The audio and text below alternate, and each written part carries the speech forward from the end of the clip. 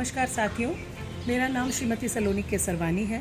मैं being women foundation की chairperson हूँ, साथ ही साथ all India professional Congress Lucknow और डिस्ट्रिक्ट कांग्रेस कमेटी की उपाध्यक्ष हूँ लखनऊ से। आज फोकटेल्स के माध्यम से मुझे अपने ओपिनियन, अपने विचार आप तक रखने, आप तक पहुँचाने का एक मौका मिला है।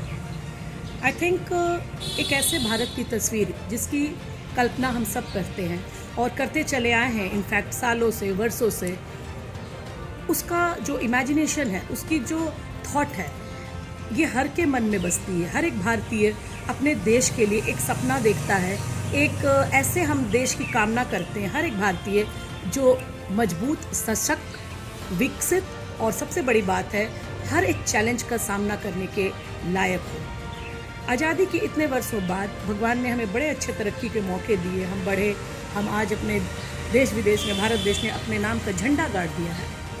लेकिन कुछ मुद्दे ऐसे हैं जहाँ पर हम भारतीय, हम अपने घर के लोग ही उन समस्याओं को देखते हैं जो शायद बाहर वालों को ना तो पता है और ना पता होना चाहिए, क्योंकि डेफिनेटली घर की जो प्रॉब्लम्स है, यानी हमारे देश, हमारा घर है, हमारा परिवार है, सबसे ज़रूरी है कि उसके अंतर्गत जो समस्याएं हैं उसको दूर किया जाए और उसका एक ऐसा सॉल्यूशन हो कि जिससे वो जो प्रॉब्लम्स हैं, जो बीमारियां हैं, वो हमारे समाज में कतई नहीं फैले इन फ्यूचर।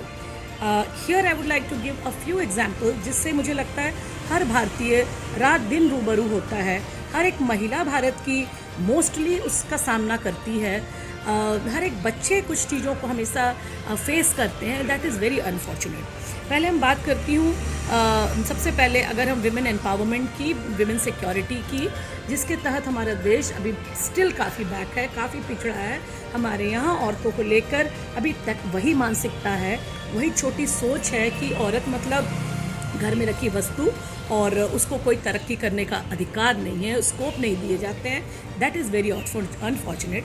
मैं चाहती हूँ कि ये एक सबसे बड़ी और one of the biggest problem in India, मुझे लगता है ये मैं अपने आने वाले भारत में और आने वाले समय में मैं चाहूँगी कि महिलाओं का सशक्तिकरण होना चाहिए, महिलाएं खूब आगे बढ़ें और अगर महिला मजबूत है किसी परिवार से तो डेफिनेटली परिवार मजबूत होता है।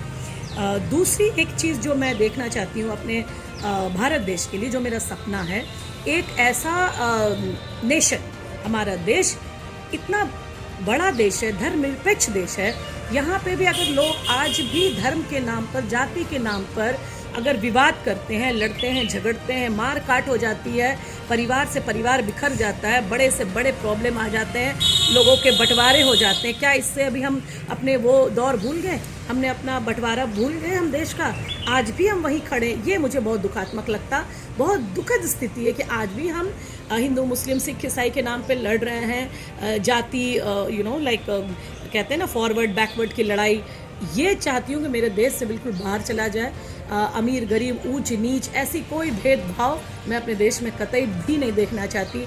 मैं ऐसे भारत की कामना करती हूँ। तीसरी जो सबसे बड़ी समस्या हमारा देश जूझ रहा है, एक ऐसी विकट स्थिति जो हम लोगों ने सपने में भी नहीं सोचा था, वो भयावह स्थिति जिसे देश अभी गुजर रहा है, वो है कोरोना की दूसरी लहर। शायद तीसरी की भी हम लोग एक्सपेक्टेशंस कर रहे हैं, जो कि महाराष्ट्र गवर्नमेंट ने कहा है कि तीसरी लहर भी आने वाली है। अब ऐसे में अगर हमारे यहाँ की मेडिकल सुविधाएं ज़ीरो है और इतनी लेस है कि बेमौत लोग मर रहे हैं, इससे बड़े दुखद चीज़ क्या कोई भारतीय ने कभी सोचा था कि देश पे ऐसे विपदा आएगी। और हम जो भारतीय होने का गर्व करते हैं, हम अपने आप को one of the super power of world मानते हैं और हैं भी कहीं ना कहीं, वहाँ पर हमारे देश में आज लोग सांस लेने के लिए मोहताज हो गए। और जिस निर्ममता से और जिस हृदय विदारक तरीके से हम देख रहे हैं कि मौत हर एक घर में बस के आ रहा है, हर एक घर को बर्बाद किए जा रहा है, ये बहुत दुखद स्थिति है भारत के लिए। मेरा सपना है, मेरा ये बहुत एक मेरा ही क्या, पूरे भारतीय लोगों के दिल से ये ऐसी दुआएं निकल रही हैं कि भगवान हमारे यहाँ ऐसी सुविधाएं हो, हमारे यहाँ ऐसे टेक्निकल डेवलपमेंट हो, हमारे यहाँ उत्पादन इतना अच्छा हो ऑक्सीजन का या हर मेडिकल फैसिलिटी का, जिससे किसी भी व्यक्ति की जान को बचाया जा सके और कोई भी इस तरह के मौत का शिकार ना हो, जहाँ पे लोग तड़प तड़प के इंजेक्शन, दवाई, ऑक्सीजन जैसे बेसिक नीड के बिना मर रहे हैं। तो मैं अपने देश के लिए एक सपना देखती हूँ, एक निरोग, स्वस्थ, विकसित देश और भाईचारे से भरा होगा। तो मेरा पूरा यकीन है और मेरा पूरा विश्वास है कि हमारा भारत देश का, हमारी धरती माता का, हमारी भारत माता का कोई भी मुकाबला नहीं कर पाएगा। मैं अपने देश को, जो हमारे लिए पहले गाना था सोने की चिड़िया, और एक दोस्ती प्यार भरा जो हमारा, जिसके लिए भारत देश जाना जाता है, वो उसी तरीके से कायम रहे और बढ़ चढ़ के तरक्की करे। सभी लोग स्वस्थ, निरोग और दीर्घायु रहिए और कृपया करके अपनी अपनी सुरक्षा खुद कीजिए, अपनी रक्षा कीजिए और इस महामारी से बचिए, क्योंकि जब तक आप स्वस्थ नहीं हैं तो भारत देश कभी भी स्वस्थ नहीं रह सकता। मैं आप सबके स्वस्थ और निरोग जीवन के लिए कामना करती हूँ। जय हिंद, जय भारत।